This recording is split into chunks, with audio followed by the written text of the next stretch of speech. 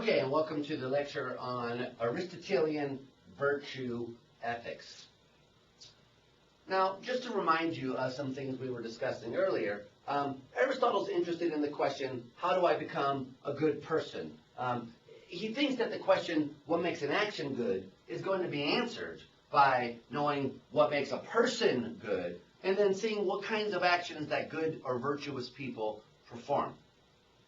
Now, good actions then are defined in terms of what a good person would do, as I was just saying. Now, the answer to this question for Aristotle is basically very simple, and it's one that every Greek person would have agreed to. What makes a person good? Well, they're good when they have certain virtues. Now, virtues are character traits like honesty, generosity, chastity, bravery, courage, etc. So a person is good when they have virtues. And every Greek would have accepted this basic answer. The Greeks, as I mentioned previously in these lectures, the Greeks almost to a person thought that this was the basic question and this was the right answer. Now, of course, what's distinctive about Aristotle is he gives a basic theory about what it means to be virtuous and, more importantly, how you acquire those virtues, which is of fundamental importance if you think that this is the right way to go. Now, in order to understand what Aristotle's up to, you first have to understand the kind of context that he's located in, and that means understanding the views of his teacher, Plato. And Plato's views were influenced heavily by the views of his teacher, namely Socrates. So, Socrates and Plato had argued sort of interestingly, counterintuitively, that no one ever knowingly does evil. So what Socrates thought is that if someone knows what the right thing to do is, then they're going to do it. So the evil person on this view is simply ignorant or mistaken about what the right thing to do is. So let's look at a picture of this. So here's you. You're looking very happy and healthy today. And here's the thing that Plato thought existed. It was called the good. Now, the good is the property that all good things have in common. It is not physical. It's not part of physical reality, according to Plato. It's eternal and unchanging, so it's always the same. What was good in Plato's day, according to him, is good now. And so if a certain action is right, then it's always right. Now, there's also, of course, the other corresponding property, which he calls the bad, and that's also mind independent, objective, exist outside of our minds, and so on. Now, Socrates thought that people always naturally wanted the good. But because of ignorance, they might aim at the bad. So what is the basic idea that he's getting at here? Well, the basic idea is very simple. Think about even the worst serial killer. Usually what they say is that they were doing something which they can interpret as being good. They were helping the person, freeing them. The person was evil. They deserved to die. It's very rare that they say, yes, I know this is a terrible action, but I did it anyway. Or in other words, that they genuinely aim at the bad. Usually people tell themselves a story, and they're the good guys in the story.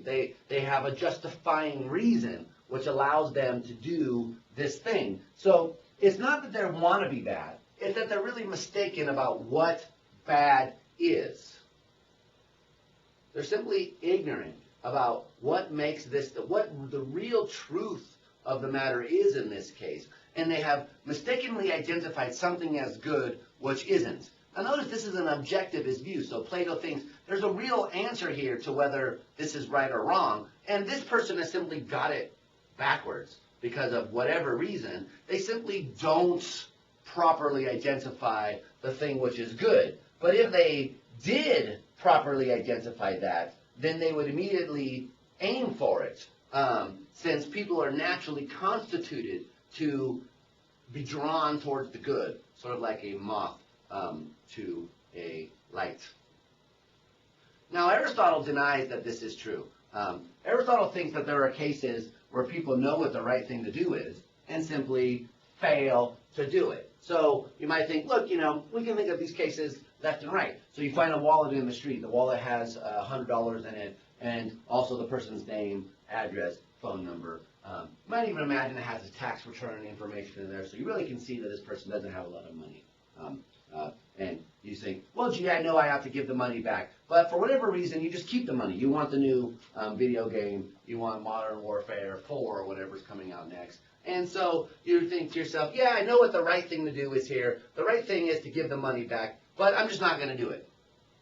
Now, if there ever are cases like that, then Socrates and Plato can't be right.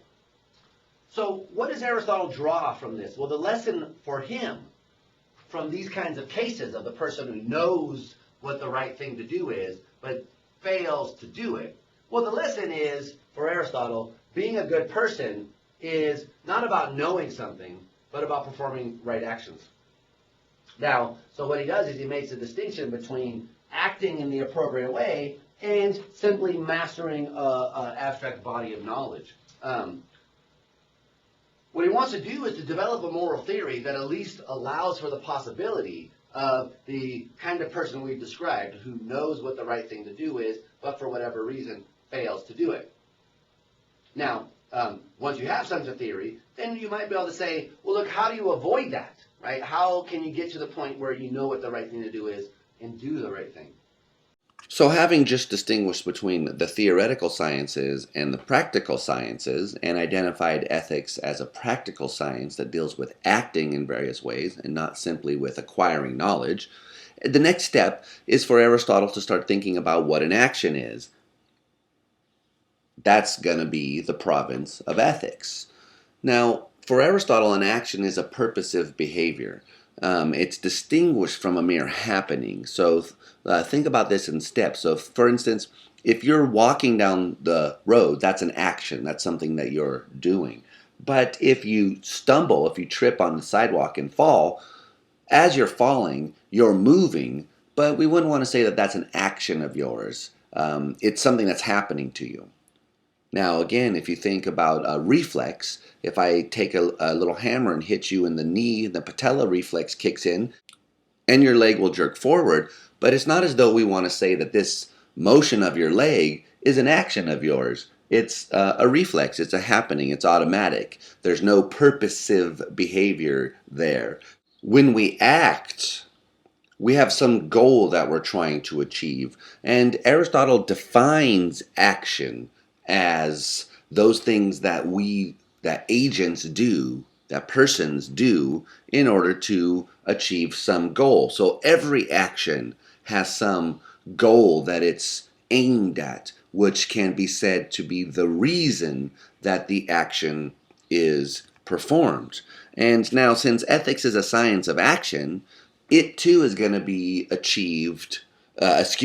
is going to be concerned with achieving some goal, because that's what actions are. They are the kinds of things that we do in order to achieve a goal. So ethics is going to be the science of achieving some goal, because it's a science that deals with action. Now, the only question is which goal? That's the big question, is if the point of ethics is to help us achieve some goal, we need to know what the goal is.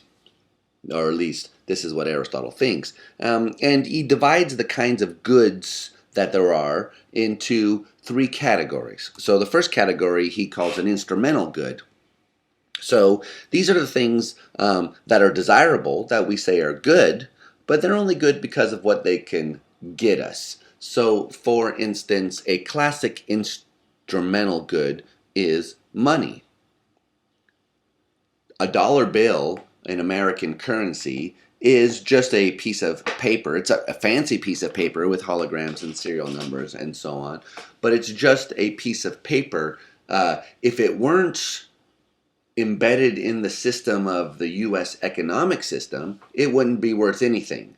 So it's only good, we value it, only because it's used as legal tender in the United States. Now, the way that you can see that this is the case is if you think about Confederate money. So during the Civil War in America, the South printed its own money in the Confederate dollars. And now that the Confederate South no longer exists, that money is not real. It may as well be monopoly money. It's not good anymore because you can't use it to get anything. So uh, cash is used as a way to get something else, so it's instrumentally good. And also a way of thinking about this. Think about this class that you're in right now. Now, it's good for you to be in this class, but you might ask yourself, why is it good? Why am I doing all of this stuff? Well, to pass the class. So all of your actions are aimed at passing this class, the listening of the lectures, the doing of the assignments, the writing of the exams, and so on. But why is it good for you to pass this class? Well, it's because of what it can get you. It's part of a degree program at LaGuardia College. And so passing this class will help you achieve the goal of earning a degree. Now, of course, these instrumental goods can be contrasted with what Aristotle calls intrinsic goods. Now, the word intrinsic in English just means because of the nature of the thing in question. So if something is intrinsically a certain way, it's that way because of the kind of thing that it is. So something is intrinsically good, not because of what it can get you, but because of the kind of thing that it is by nature. And Aristotle characterizes intrinsic goods as those things which we want for their own sake and never for what they can get you. So some things you want because of what they can get you, and some things you want not because of what they can get you, but just because of the kind of things that they are. So, for instance, think about jewelry, perhaps, or diamonds and sapphires and rubies and so on. People think that these things are good, not because of what they can get them, but because they think that they're inherently beautiful and so valuable in their own right, which is why they're so expensive, partially because they're so rare. Now, of course, as the diamond case illustrates, some things can be intrinsically good, even though ultimately they are also instrumentally good. So sometimes you want things both because of what they can do for you and also of what they are. So the diamond is also worth a lot of money, so you might want it because of its value monetarily, or you might want it because of its intrinsic beauty or because of its nature. So there are things that are mixes. So there's a scale, Aristotle thinks, going from things which are purely instrumental, they're only good for what they can get you. Then going up the scale, there's an intermediate stage where things are good because of what they can get you and also because of their nature. And then at the top of the scale, there are the things which are only good because of what they are and can't ever be good because of what they can get you. They are only intrinsic goods. Now that is what Aristotle calls the final goal of all actions. So here's the picture that he is working with. We perform actions. Actions are purposive. They're aimed at some goal. So if something is random or spontaneous or not aimed at some goal, Aristotle doesn't think it's an action. Actions have to be purposive. They have to be aimed at something. So now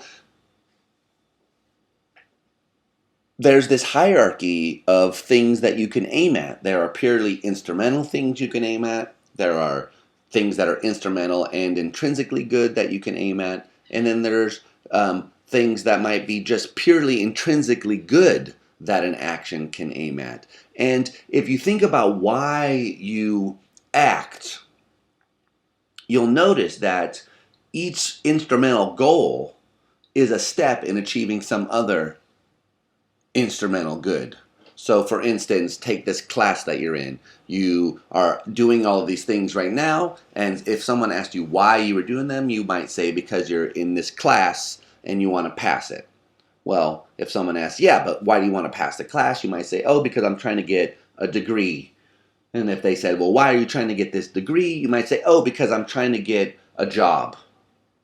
So ultimately then, all of these actions that you're doing right now have as their ultimate goal getting a job. Now, sure, you're studying for this test, and that has as its immediate goal to pass the test.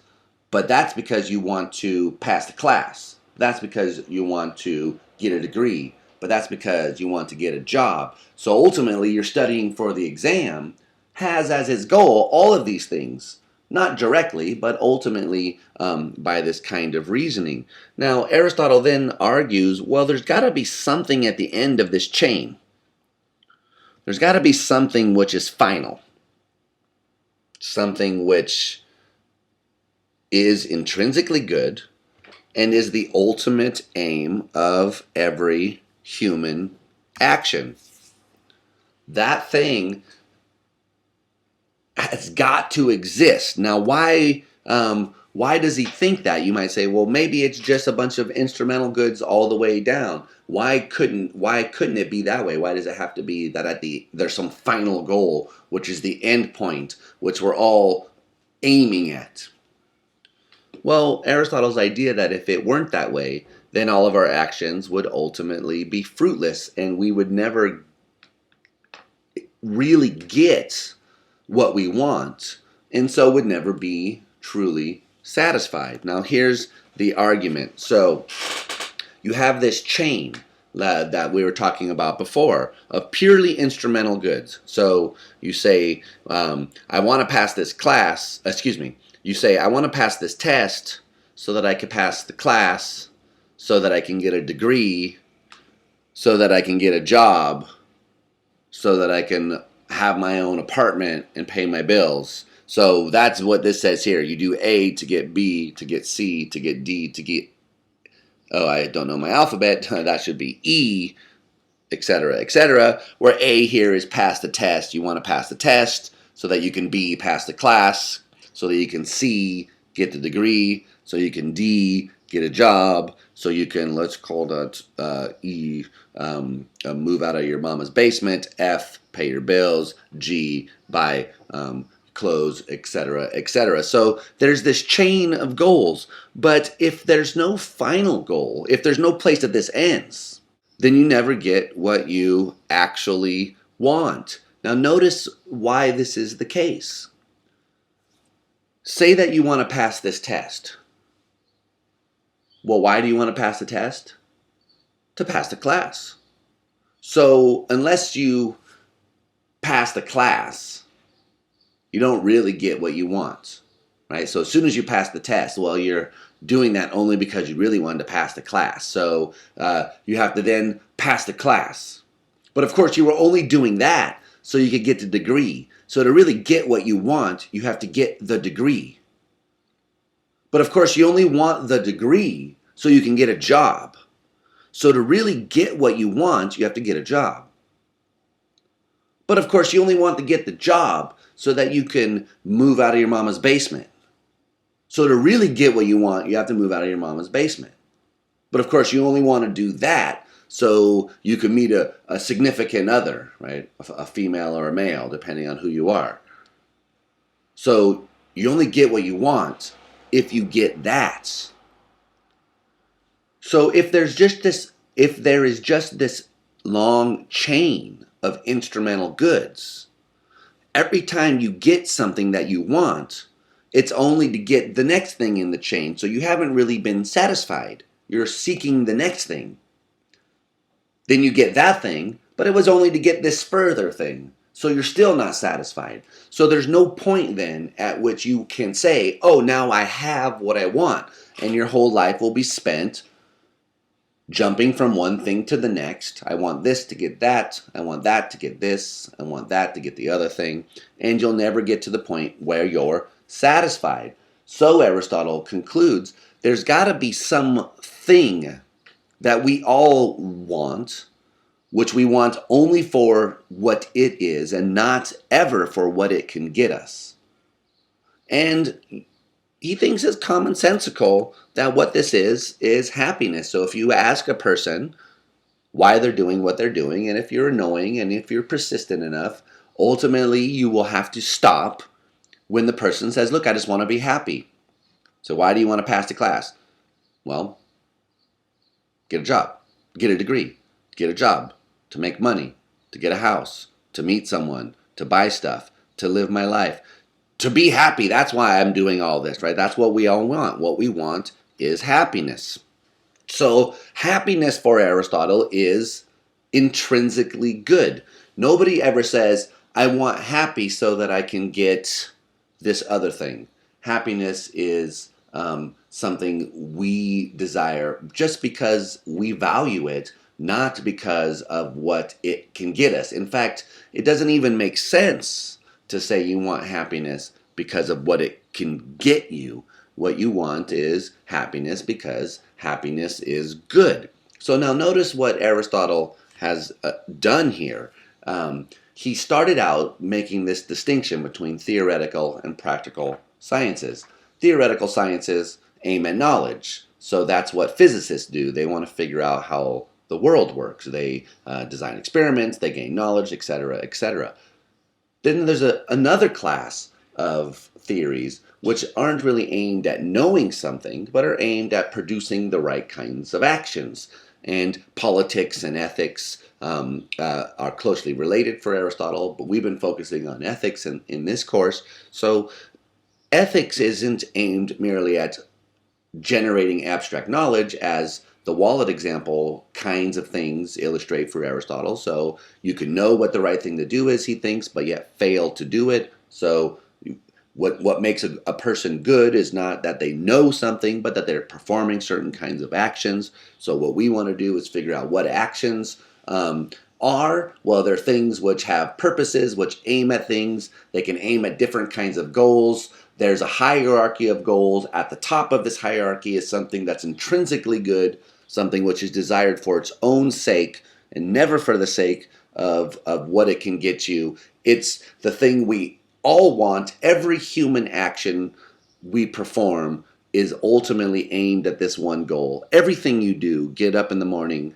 from the time you get up in the morning to the time you go to bed at night, is ultimately aimed at getting you happiness. That's what we all want. It's the intrinsic good. So now, putting all this together, ethics is the science of action. All of our actions ultimately are aimed at this one intrinsically good goal, happiness. So what is ethics supposed to do then? What is its goal? Well, it's got to be happiness, right? That's the intrinsically good thing. What else would ethics be aimed at or in the science of accomplishing? So Aristotle concludes then, ethics is the science of achieving happiness. What ethics does, the job of ethics, is as a science, is to help human beings achieve their ultimate goal, the goal of being happy. Now, this may sound like an egoist view because he's ultimately going to say, well, why should you care about ethics? Well, because it's going to get you something that every person wants, namely happiness. So that gives you a lot of reason to care about ethics. But now you could call this egoist, right? You could say, well, he's grounding morality in self-interest. But this would be a really weird thing to say for Aristotle, because he's simply saying, no, look, what we're worried about is how to act. Actions are a particular kind of thing in the world. We can investigate them. We notice they have this structure. They're purposive. We can investigate the kinds of purposes there are, rank them, and then find out which one is at the top, and say, well, identify ethics as the science of achieving that. So, of course, ethics has got to be relevant to us. It's not some abstract theoretical thing. It's supposed to be about and for human beings, and it's got to be useful for them. Now, of course, before you start jumping up and down for the joy of common sense,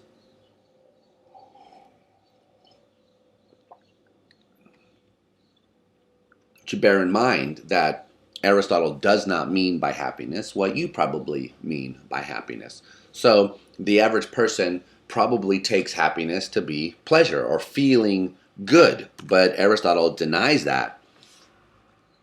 He says, look, the common person who thinks that pleasure is the same as happiness degrades human beings to the level of a common animal. So take your average cow or pig or donkey. Their highest goal is probably pleasure and the avoidance of pain. That's really what their life amounts to. So they are happy so long as they just out there chewing the cud, grazing in the sun, not being bothered or eaten or slaughtered or anything like that. They just have pleasure, right? That probably feels good for them, and that's really all that a cow can aspire to. But human beings, of course, are not cows. And Aristotle's view is that what distinguishes a human being from a cow, we're both animals, by the way, right? So often we talk as though we're not animals, and we use the word animal to distinguish things which are not human from things which are human. So we say, I'm not an animal, damn it. And what you mean is you don't eat with your hands or poop outside or go without clothing or etc., etc. But of course, ultimately, according to science, we are animals. We're part of the animal kingdom. We're animals, but we're different from all other animals. There's something unique about us, and Aristotle was aware of that, obviously. What was unique about us was reasoning.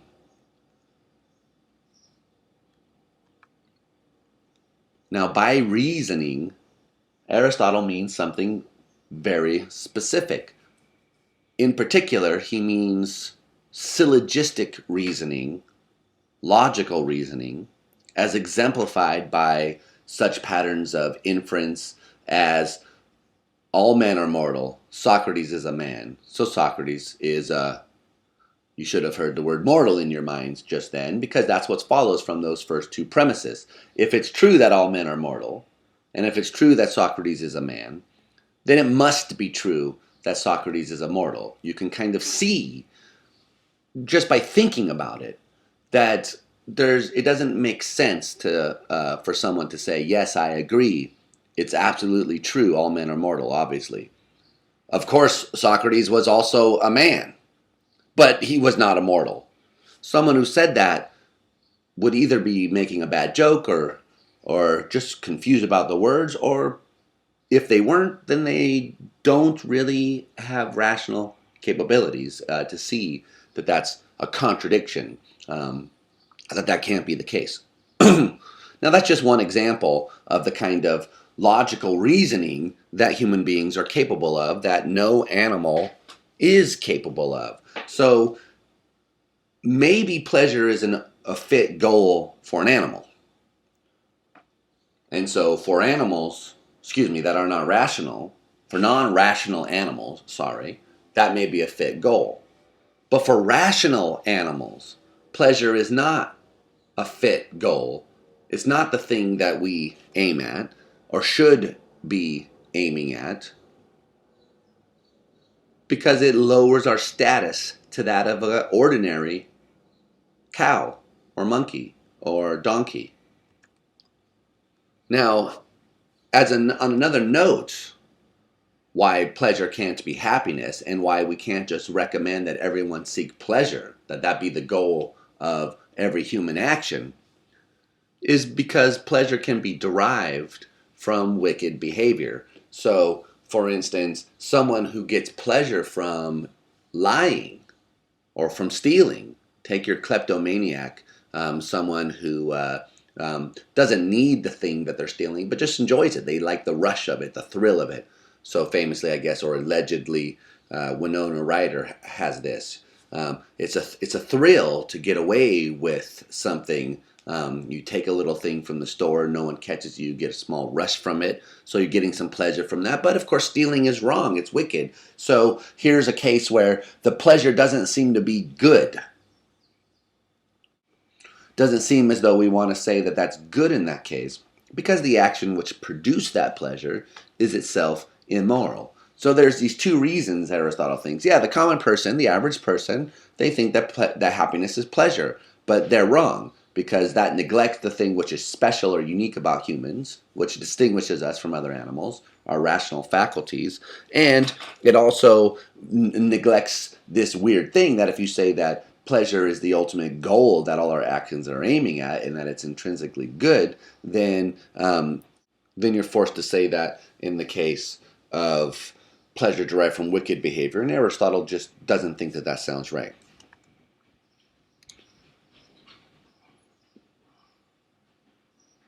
And that's because whether then pleasure counts as good or not, if that's true, then whether pleasure counts as good or not depends on what it's derived from.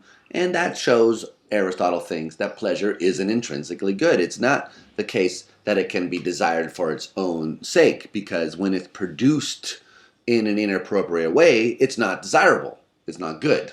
This is where Aristotle advances his theory of what happiness is, which is not what the average person thinks, but we'll give it a shot and see how far we can get with it. So, for happiness for Aristotle is a kind of activity. It's not a mental state. It's not having pleasure.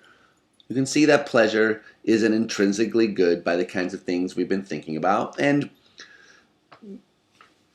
rather, happiness is living one's life in the right way, what we might say a satisfying, well-lived life, one who flourishes in the world. They have friends, they have family, they have a job, they don't need to be super wealthy, but they have enough money not to worry about money. They pursue their own interests. They're well respected by their peers. They're known to be good at what they do. They are just all around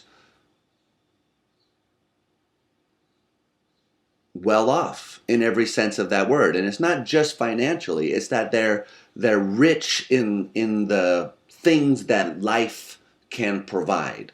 That, for Aristotle, is happiness. And it doesn't mean that you feel a certain way. It means that you're doing something. You're performing these things in the right way. Now, just really quickly, let me give you a way to see the difference here. So it's a bit scientifical, if that's a word. Let me coin it. But it'll help us see what's going on here. So imagine two different situations. So the first situation is a person who's living the kind of life that I was just describing.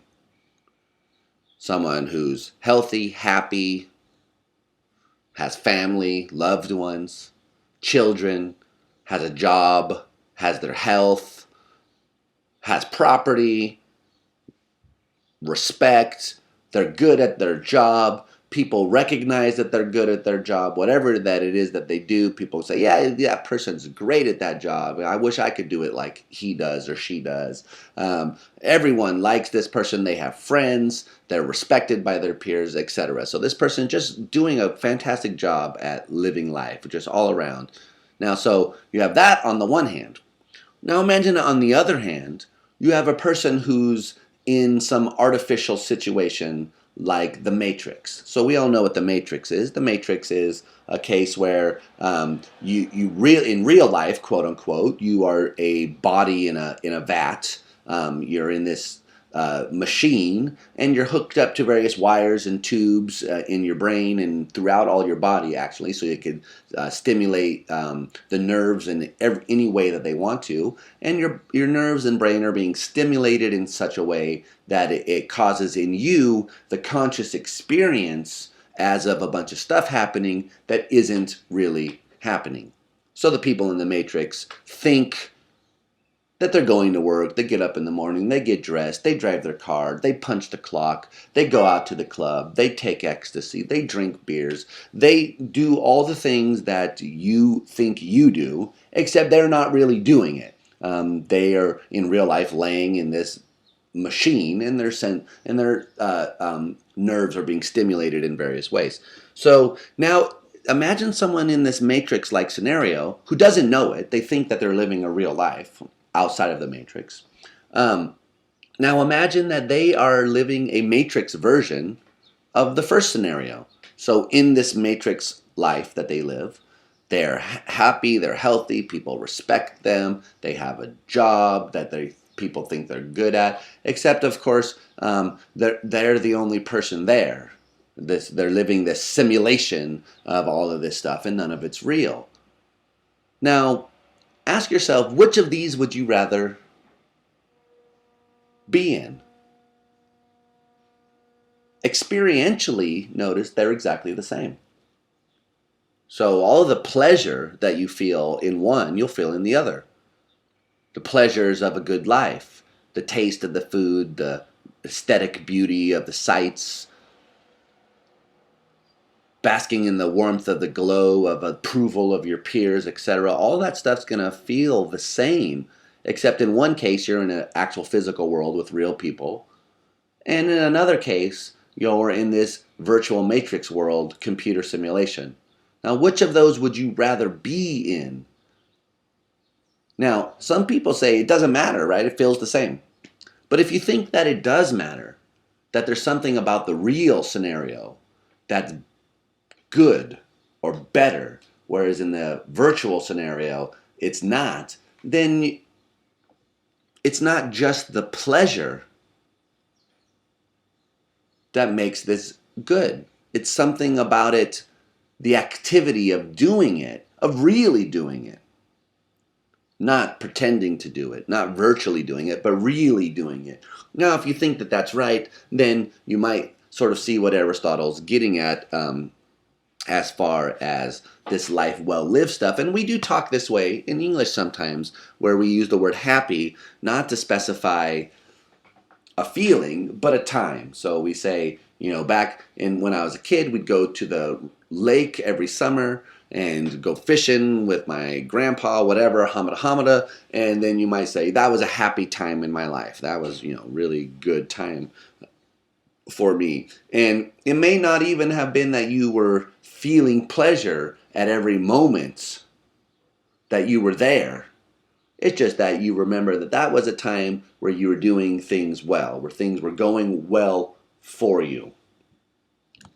Now, this is important for Aristotle because now he's going to give his actual theory of what this is, what happiness is. So he's building up this argument, starting from an analysis of action to what happiness is and how we can achieve it. So here's the summary, by the way, of the argument that ethics is the science of happiness. I won't rehash that. I just hashed it a second ago, so I won't rehash it. So the point we're at now is that happiness is living well, which is to do well at life. And now here's where Aristotle's genius comes in, because what he notices, and what he's been aiming at all along, actually, in this chain of argument, is that when we say that something does well, we use the function that the thing is built for as a way of evaluating whether the object in question is good. So, for instance, take a knife. We say that a knife does well when it cuts well. That's because a knife's function is to cut. And notice that a knife that fulfills its function, one that does what it's supposed to do in the sense of function, is a good knife. So we say that's a good knife. It really cuts well. Now, a pencil also does well if it writes well. That's a really good pencil. A heart does well if it pumps blood. You have a good heart, not in the metaphorical sense of being charitable, but having a good heart or a bad heart in the literal sense of having heart disease or having clogs in one's arteries, etc., etc. Now, by analogy, if humans are going to do well, it should be because they perform their function, the thing they're supposed to do, in the right way. Now, this of course brings us to the question of, well, wait a minute, do humans have a function?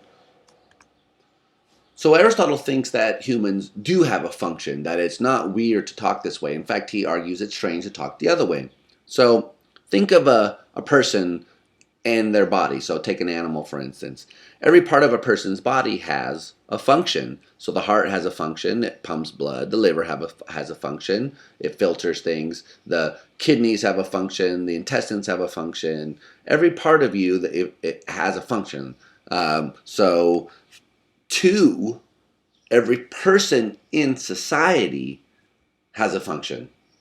Some of us are doctors, some of us are students, some of us are teachers, some of us are cab drivers, some of us are grocery store clerks, some of us are presidents of the United States, some of us are advisors to the president, news reporters, manufacturers, etc. Every person does something in the society which is a function. They have a job. Species also have functions. If you notice, we say of one that it's a scavenger, that it serves a certain purpose in nature. Some things seem to be prey, so there's carnivores, and then there's preys, and then there's scavengers. And so it would be very interesting if human beings were the only thing in this hierarchy. And notice there's a kind of hierarchy here, going from parts of a thing to the whole thing to the species that the thing is a part of. It would be kind of strange, Aristotle thinks, if this species, human beings, rational animals, as he would call them, if those things didn't have a function too. Now, a function is that thing which is unique to the object and which distinguishes it from other things like it. So, the function of a knife is to cut because it was made to cut. Right? That's its purpose. That's what it was fashioned to do. So that is the thing which distinguishes it from other objects. That's why a knife isn't a spoon. Now you can use a spoon to cut, but that's not a spoon's purpose. So too, you can use a knife to scoop up some stuff, but that's not a knife's purpose. Now, the function of the heart is to pump blood. That's what it does, which distinguishes it from other things which are organs. So you have a general class of things, organs, and then you have differentiating properties which individuate particular organs. The blood pumping organ, the blood filtering organ, the air providing organ, etc., etc. So you have the class of thing and the thing which differentiates members of the class. So too in the knife, the general class would be silverware, cutlery. And then you can differentiate the individual pieces of silverware by what functions they are supposed to perform. The spoon for scooping, the knife for cutting, the fork for grabbing, etc. So, well, what is it that distinguishes humans?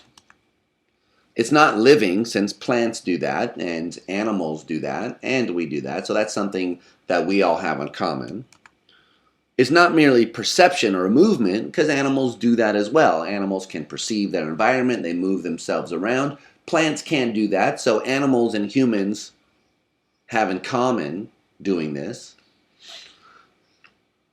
But of course, what we have that they don't have is rationality. That's what we've already mentioned. And so the class of things is animals. That's what we have in common with other things that move and so on. We're animals.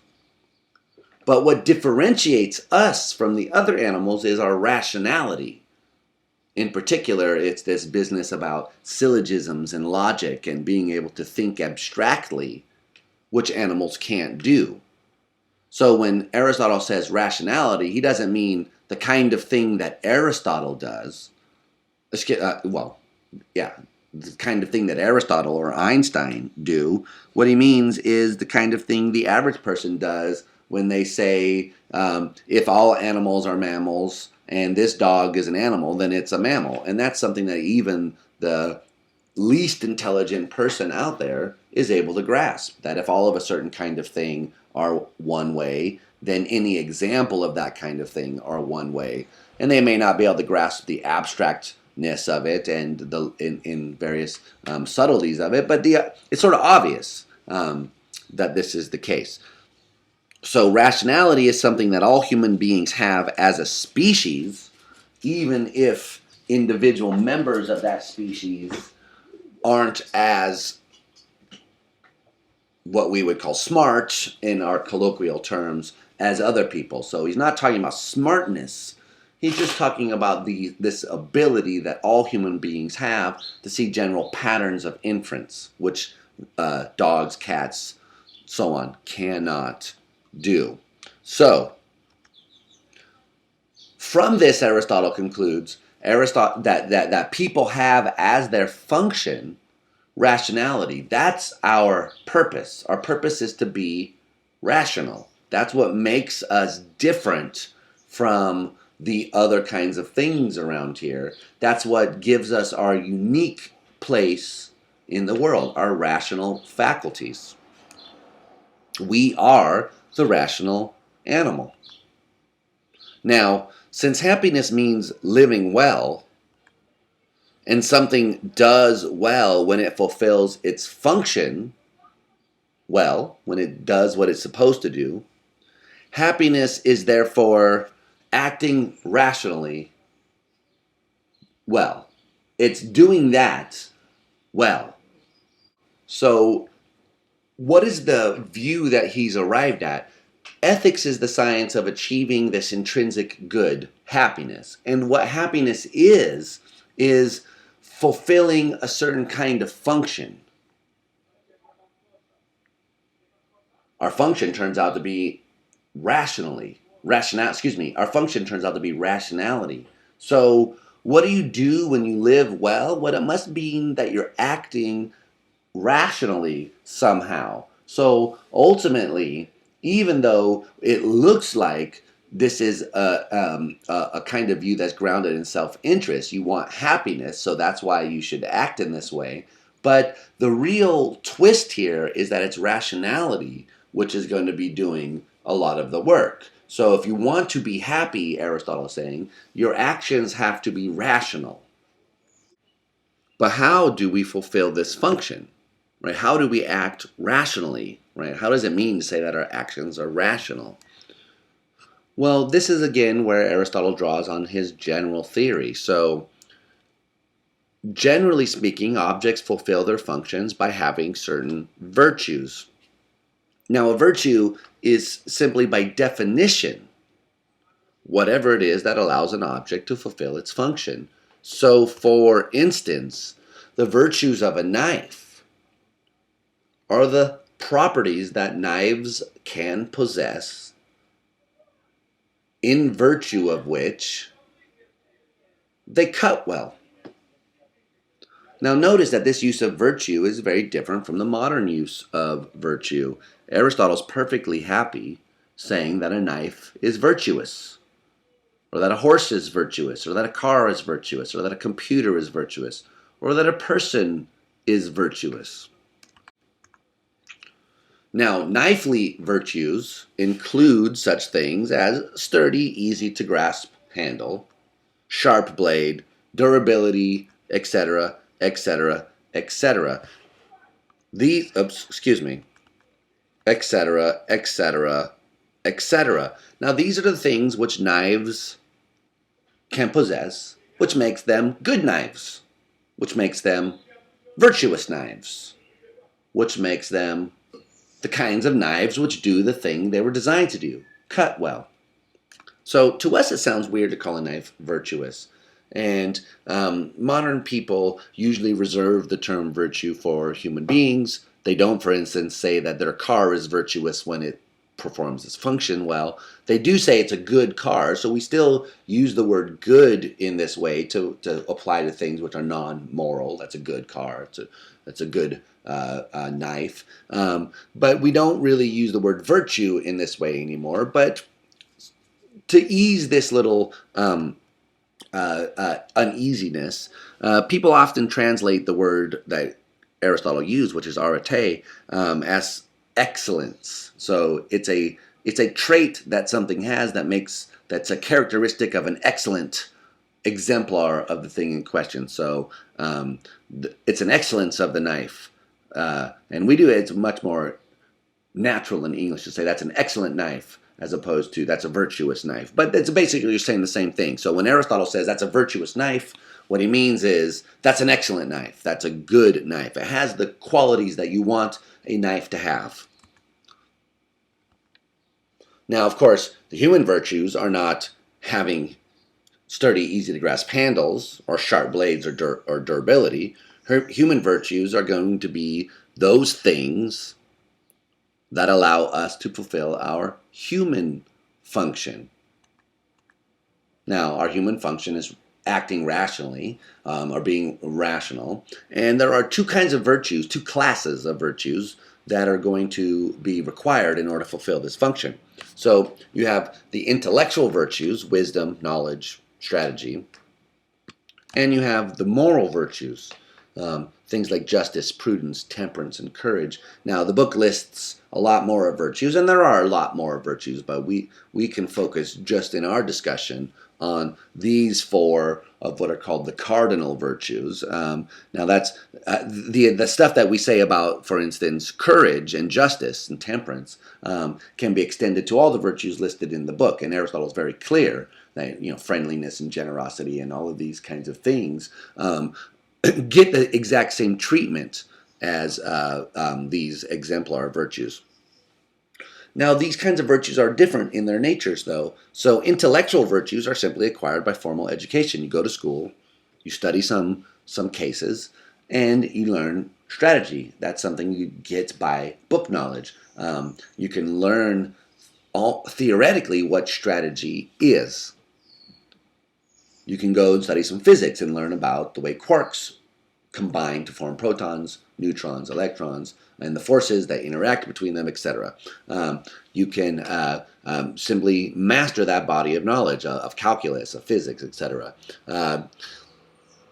That's very different from the way the moral virtues work for Aristotle. Moral virtues are not the kinds of things which you can learn by book knowledge. And of course, that follows from his general view, which we've been talking about all along. If you can know what the right thing to do is but fail to do it, then having the virtue of being honest, for instance, isn't simply knowing that you should tell the truth. The virtuous person is the one who does tell the truth. Now, how do you do that? Well, Aristotle gives us a general theory on which to have a virtue is to have a habit which is acquired by practice. Now, the word habit is a bit weak. It doesn't really call to mind the force of the kind of thing that Aristotle is trying to talk about here. So when he talks about habits, it's really the kind of thing that we would say is like second nature to the person. So it sounds weird to say that I have a habit of speaking English. Speaking English is second nature to me. I don't even really think about it. I just speak English at this point. Now, I know that people who are learning English for the first time have to think about it quite a bit more than I do, but whatever language is your or their first language, that's the point. It is habitual, these things that you do, but they're more than habits. They're so ingrained into your very nature that it's almost hard to imagine not speaking this language. And when you have a virtue, you have a disposition so ingrained into the way that you act, think, and behave that you can't even really imagine it being differently. Although it could have been differently, it can be differently, and if you don't keep up the practice, it will decay over time. But the point is that these things are deep ingrained dispositions into the person's character. They're very stable, almost to the point where you can say that they're part of the person's nature. But since they were learned, they're not ingrained, they're not born in the person, they're not innate, they're not part of their nature, they're like second nature to them. So the model that he has, well, is you practice until you get to the point where it just happens automatically. So being virtuous is a kind of skilled activity for Aristotle, in much the same way as being a musician or a horse trainer, or any other of these practical sciences which aim not at knowledge but at a certain skill, producing a certain kind of action. So the analogy with music is going to be playing a big role in Aristotle's work, and also the same with he talks a lot about learning medicine. And so think about the way that you become a doctor for a second. Well, first you have your med school where you learn a bunch of theory, memorize a bunch of stuff, and then after that you have to go do an internship, a residency, where you actually go to a hospital and actually try to start doing a bunch of the stuff that you were learning only about in theory before. And of course, this is what they are always dramatizing on various shows about hospitals. The new people come, they have a bunch of book knowledge, but they don't have the practical skills that they need in order to actually do medicine. That's something that you have to learn. That's a skill that you have to acquire. So too with like playing an instrument. So you may theoretically know what the scales are. A C major scale goes C, D, E, A, E, F, G, A, B, C. You can say the scales, you can talk about the pentatonics and so on and so on.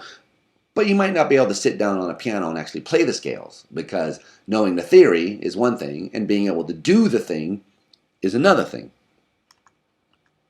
So to be a good person is to fulfill your function in the right way, and the way you fulfill your function is to acquire virtues which allow you to act rationally well and thus achieve happiness. Now, the way you get these moral virtues, like I was saying, is by practice. So think about how you do this. Well, if you wanted to learn how to play an instrument, you would first have to practice playing the instrument, but you'd have to practice it in a certain way. You don't just sit down and start banging on the instrument. You have to know what you're doing, what you're practicing. So you have to be aware of the fact that you're playing the instrument. Now, someone who really has these virtues ultimately is doing these actions because they recognize that they're good, that they're virtuous actions. So they're doing the action not because they think it's going to get them something eventually, but because they see that this kind of activity is good in its own right. And it's something that's done from a settled habit. So this is not an accidental, uncharacteristic kind of action. This is something that people can attest to over a long period of time. So let's compare this with musicianship. So take a jazz saxophonist. So someone who's skilled at the saxophone knows what they're doing. It's not an accident that they're up there doing what they're doing. They've mastered a lot of theory, so they have that abstract theory. And so too, the virtuous person knows what they're doing. They know that they're performing a virtuous action. They're not doing it accidentally. It's not a mistake on their part, but it's something that they're aware of as going on. Now, of course, this should be something that's the product of a stable habit. So if I go in here, you play the saxophone one night, and I've never heard you play before, and you play beautifully, I think to myself, gee, the saxophone player is amazing. And then I go and see you the next night, and it's not very good. You know, you're hitting off notes, you're off time, etc. And then I see you again the next time, and it's, well, gee, more of the same. You're off again. You're not playing well. So if it was just that one time that you sounded really good, I'm likely to conclude that you're not a great saxophone player. You just got lucky that night. You were in the mood. The moon was in the right orbit. You were on the right drugs. Who knows what was going on? But it wasn't something you could reproduce. So it's not as exciting. We wouldn't say you're as good as someone who could reliably reproduce that really great performance. So that's what Aristotle means when he says the virtuous activities, the virtuous actions, are those that are produced from this kind of stable character, namely from the possession of the virtue. If you're acting virtuously, it's when you, in the full sense of that word, according to Aristotle, it's not uncharacteristic. It's something which you regularly, reliably do, and people recognize, yeah, that's the way he acts. He tells the truth. He's upright. He's generous. He's kind, etc., etc., etc., or she is, etc. Okay, so now to be a good saxophonist, you should meet these three criterion. To be a good person, Aristotle thinks you should meet these criterion as well. You've got to perform these actions, but performing virtuous actions is not enough to make you virtuous. As Aristotle says, you've got to realize that these things are good in their own right. So here's the view that he has. Well, when you're young, people just tell you to act in certain ways, and you do it. They say tell the truth. They say cheaters never win. They say lying is bad, and so on. Protect those who are weaker than you, etc., etc. Don't abuse others, blah, blah, blah. And you don't really know anything at that point. You're just being told what to do. So you do it. But you don't do it because you know that it's good. You do it because you are emulating or imitating those around you that you look up to, respect, and admire, your family. So they tell you to do it. They say it's good. You don't understand really, but you do it because you want to be like them. So you perform these behaviors, but eventually as you go through this process, you come to realize at some point that you're performing these actions not because your parents told you to, or your authority figure or whatever told you to, but because you recognize their intrinsic value, their goodness. And at that point, you start imitating the good person and start becoming a good person. So again, the analogy with the saxophone is very instructive. So at the beginning of your musical career, you get a teacher, someone who's good already at what they do. They tell you, practice this, put your fingers that way. You don't really understand. You just do it. They say play this scale in this way, breathe at this time, put your finger in that way. It feels awkward. You do it anyway. You practice and practice and practice.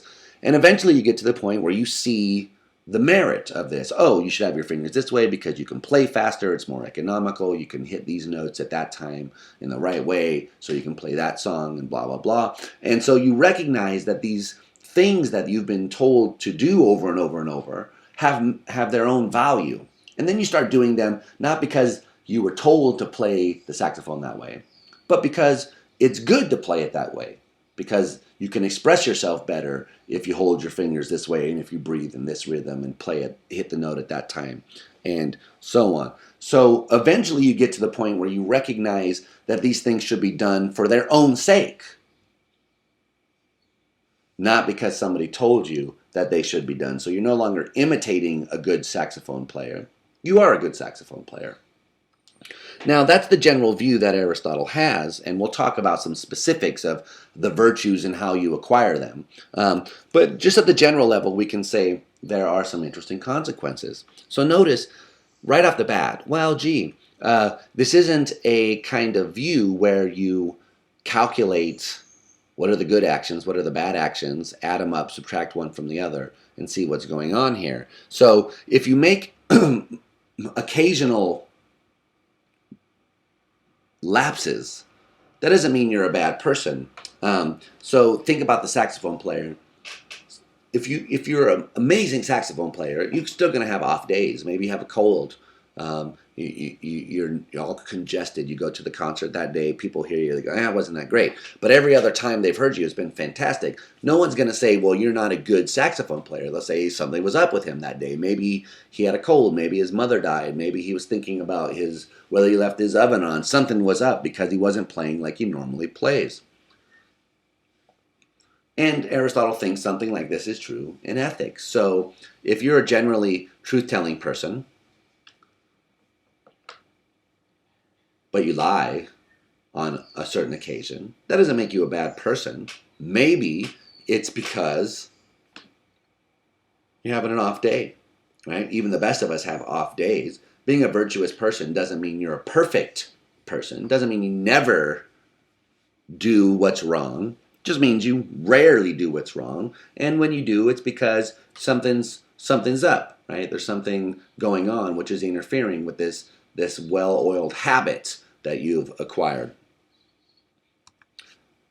Now, of course, the opposite of this is true as well. Occasional virtuous actions don't make a person virtuous. So, if you're generally a wicked person who goes around lying, cheating, stealing, being dishonest, unchivalrous, throwing old ladies out of the way when the house is on fire, and so on, but you occasionally perform actions of chivalry, honesty, justice, and so on, that doesn't make you a good person. You're just having an off day too. It's just that your off day happens to be telling the truth or helping a person. So a person who's characteristically ungenerous, who then uncharacteristically donates to charity or takes a friend out to lunch or something, isn't a virtuous person thereby or a good person. They're just having a weird off day. Something's up with them in exactly the same way as the other case. So that's again, just bringing out this point that it's stable character dispositions that Aristotle calls the virtues. So it's not just occasional tellings of truth that makes you have the virtue of honesty. It's someone who reliably, regularly tells the truth, and who only who only lies when something is really up with this person. And the more and more practiced you get with the virtue, the less and less often it's the case that you have these kinds of slip-ups. Now, of course, another interesting consequence of Aristotle's view is that being virtuous is a lifelong activity. It's not as though you simply practice, and then you're a great saxophonist for the rest of your life. If you stop playing saxophone when you graduate from college, then by the time you're 45, you will no longer be that great at the saxophone. Right? It takes practice, daily practice. You need to keep at it, keep playing. Otherwise, the skill degrades over time. And the same can be true of a virtuous person. So you may have the virtues. You may have the virtue of honesty, of justice, giving people what they deserve. But if you stop performing just actions, eventually you'll fall out of practice. You'll lose the virtue of justice. So this is, again, notice above, if you're a virtuous person, you're a good person, you have these virtues, you perform these kinds of actions. Well, if you stop performing the actions, you may lose the virtue. Now, if you make an occasional mistake, I can't say you're losing the virtue. If I show up and hear you play one day, and it's not that great, but I know over the last 10 years, you've rarely sounded like this, only on times when you've had a cold, then I can conclude you're not a terrible saxophone player, you're just having one of your cold off days. But if I show up every time and you're always sounding like this, I might start to think, well, you used to be a great saxophone player, but you just lost it. I don't know what's going on. Maybe you're not playing as much. Maybe you don't care enough anymore. I don't know, but something's going on. You're not that good anymore. So too, in the area of virtue, of ethics, you can fall out of practice. You can lose the virtue of honesty. You can lose the virtue of temperance, modesty, etc. So this is not something that you just get to and then say, I'm there. It's something you have to work at for your whole life. Now, that sounds a bit grim. We got to work at this all the time. Yes, that's right. But on the other hand, it's a bit optimistic because Aristotle claims it's never too late to become virtuous. Right? It's only limited by death here. So you can start learning how to play the saxophone when you're 65.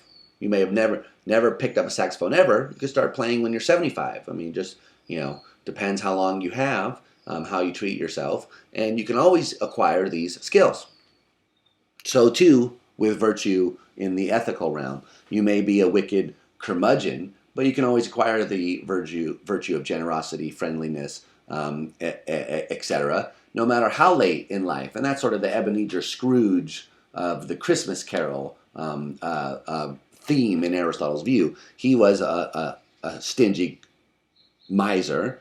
He gets the Christmas spirit and buys, everyone a turkey and gives people Christmas. Now, of course, on Aristotle's view, we can't tell whether he acquired the virtue of generosity on that occasion unless we know whether he kept that behavior up.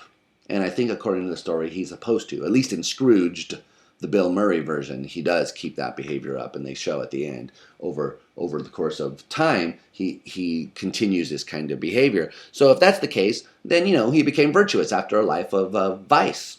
So it's an optimism in the sense that we can always acquire these virtues even if it happens late in life. Now, of course, it's going to be harder to do it late in life because the vices that you have of dishonesty and so on will have set in, so they'll be hard to change.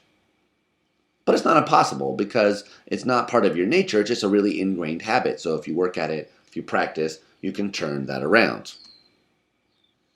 So now we're finally in a position to say something more specific about the virtues. But before we do, let me just add something here about what it is to be a good action according to Aristotle. So remember all the way back at the beginning of this, Aristotle doesn't think that the question of what makes an action good is the fundamental question that an ethical theory should address.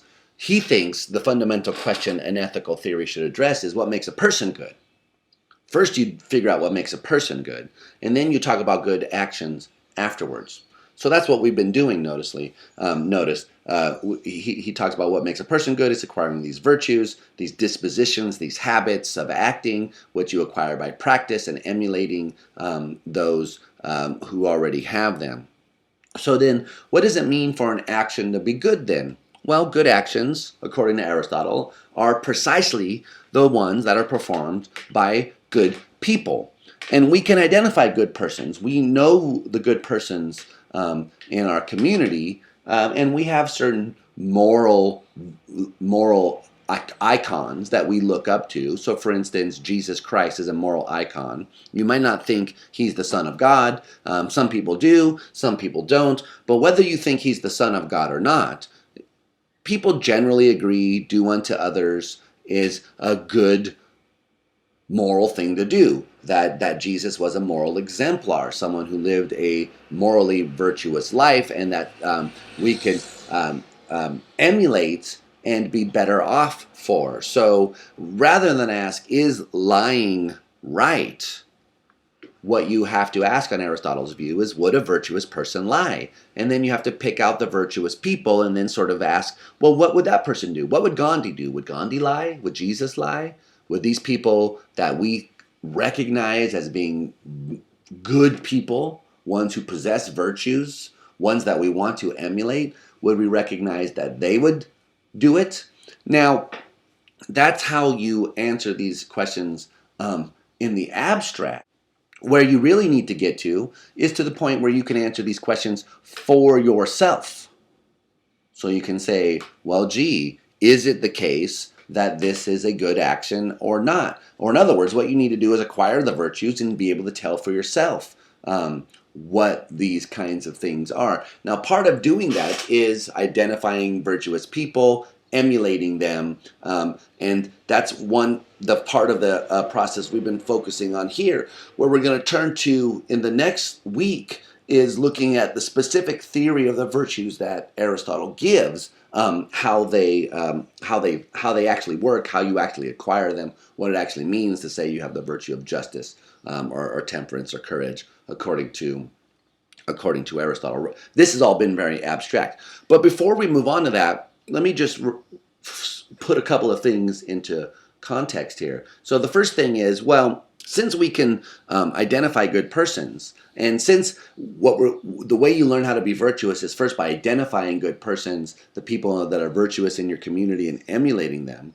it follows for Aristotle that if you don't live in a place that values virtue and is actively seeking virtue, you're going to have a hard time acquiring these virtues. So if you grow up in Nazi Germany, it's going to be very hard for you to become a good person because the people you'll be emulating are not people with virtues.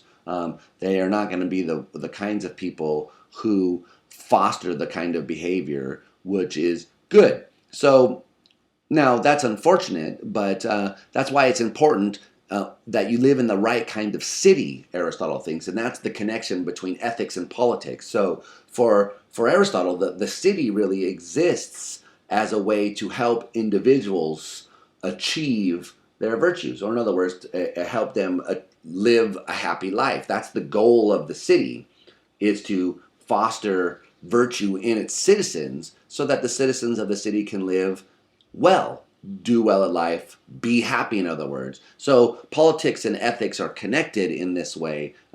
It's important that you have the right kind of government, the right kind of city life be available so that you can flourish and do well at life.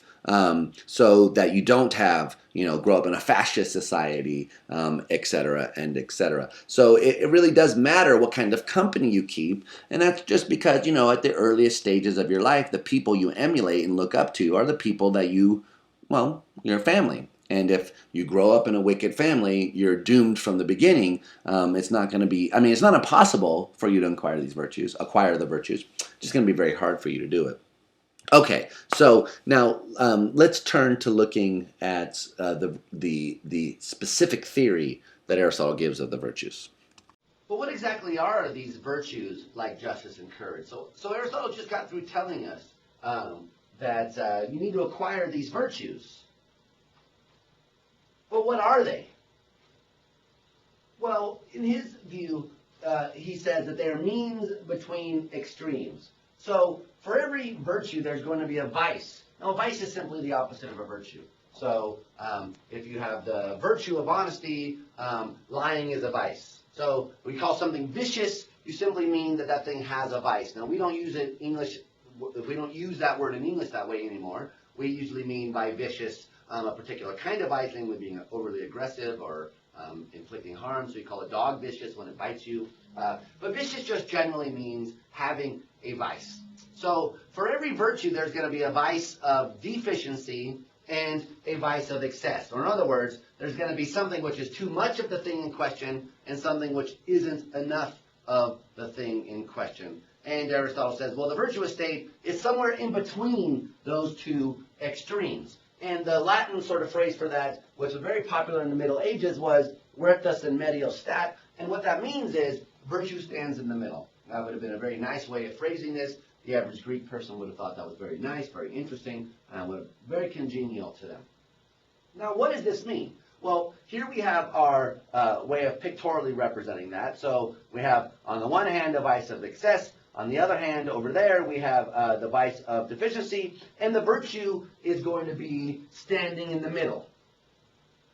So let's take an example of this. So here's our scale here again. Let's do, for instance, the virtue of courage. Now, what do you call someone who's deficient with respect to courage? Well, you call that person a coward. So the vice of deficiency in this case is going to be cowardice. Now, we don't really have a word in English for the opposite problem. Aristotle coins a term, and typically we translate that as something like foolhardiness. So basically you could say here, look, the foolhardy person is the person who runs into the danger no matter how great it is. The coward is the person who runs away from the danger no matter how small it is. And the courageous person is somewhere right in the middle of that. Or let's do another example. Justice, for instance. Justice, you can gloss basically as giving a person what they deserve. So someone with the vice of deficiency is going to give a person less than they deserve. So, for instance, in this class, if you earned an A and I give you a C, then I'm being unjust because I've given you less than you deserve. Now, of course, on the other hand, you get the very same thing with the vice of excess. So not only am I being unjust if I give you less than you deserve, but I'm also being unjust if I give you more than you deserve. So if you earn a C and I give you an A, I'm also being unjust. So there's two ways to lack courage. There's two ways to lack justice. It depends. There's not just one way to be uncourageous, right? You could be uncourageous in the foolhardy way. You could be uncourageous in the cowardice way. You could be unjust in the giving more than they deserve way. And you could be unjust in the giving less than they deserve way. Now, these means, Aristotle says, are relative to the person and the situation. What does he mean by that? Well, what he's trying to get at here is this isn't a mathematical mean. It depends on the actual situation that the person finds themselves in. So let's take an analogy. Aristotle himself uses a similar analogy. Suppose you were wondering how much protein you should eat. Well, it's going to depend on you and the kind of life that you live. So they had a skit about this on Saturday Night Live not too long ago, if you watched that show. So they had the swimmer on there, Phelps. And they were making the joke, eat a diet like Phelps. He's a champion, so he must eat healthily. They said, what kind of diet do you eat in the morning? Well, 12 pancakes, 14 eggs, 5 pounds of toast, milk, juice, orange. Well, all of this food. Why? Because he's a world-class athlete who's training day in and day out. He's bulking up on protein. He needs that energy. So he eats a lot more protein than the average person would. Well, a person like me who doesn't train that way, ate like that, I would become obese. So it wouldn't be healthy for me to eat the way that Phelps does, and it wouldn't be healthy for him to eat the way that I do. Because what's healthy for me depends on the kind of person that I am and the situations that I find myself in. So that's what Aristotle says when he says it's a mean relative to the person. But notice this is not relativism. What he thinks is that in any particular, given the person and the situation that they find themselves in, there's always one answer to what the right thing to do is. Where does the mean fall in this particular case? But it's up to the individual to determine that in the situation that they find themselves in. Every situation is different. Every person is different. And so Aristotle concludes there's nothing like a general rule which you can memorize, which will tell you in every given instance which things you should do and which things you shouldn't do.